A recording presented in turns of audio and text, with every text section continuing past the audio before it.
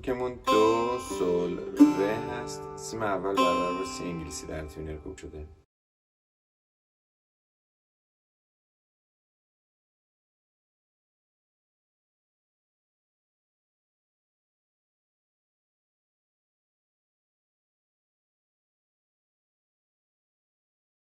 در این قطعه سی بمول، می بمول و لا کلون داریم. از فای بم شروع میکنیم. فا سی ره سی ره سی ره می فا ره، فا سی ره سی ره سی ره می فا ره.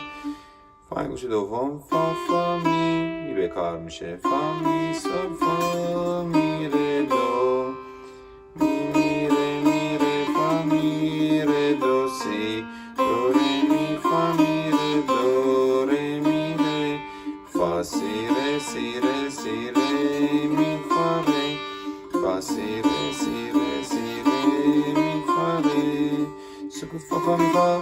اینجا فا فا می تریوله هستند. 3 تا دولاچنگ در زمان 2 تا دولاچنگ. سکوت فا فا می فا. می بکار راست چپ چپ. ریم دو، ریز اشاره به می میکنه. می بمول و بعد دو، دو فا می فا راست راست چپ راست. می بکار میشه دوباره. بعد می بمول ریم دو، دو فا می فا ریم راست راست چپ راست راست. ری می ره می دو ریم. تکرار میکنیم. سکوت فا فا می فا ریم دو، دو فا می فا ریم دو، دو فا می فا ری می ره می دو ری می ره می دو.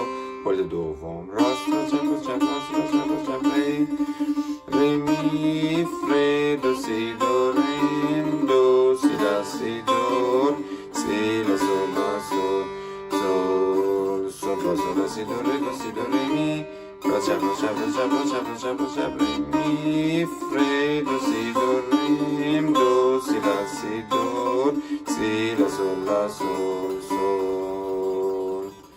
روی سول ریز میدیم. دوم یه رو سول سول سول فا سول فا لا سول فا می ره دو راست چپ راست راست راست. می بمول و ره و دو در سیم زرد خواهند بود. فا انگوش دوم فا فا می سول می بکار شده. فا می ره دو سی می بمول شد در برگشت. دو ره فا ره می ره می دو ره راست راست چپ راست چپ ریز ره می ره می دو ره راست راست چپ ریز ره می ره می دو ره می سول سول می انگشت دوم. فا سول لا سول فا لا بمول هست. راست راست چپ راست چپ می ره دو میاد سیم زرد. ره می ره می دو راست راست چپ راست چپ ره می سول انگشت دوم میاد روی سول. فا می ره دو سی می انگشت دوم اومد. دو ره فا می ره دو ره ریز. علامت دالسن یا آلفینه رو میبینیم. برمیگردیم به نشانه اول و از اونجا تکرار میکنیم تا جایی که فینه نوشته.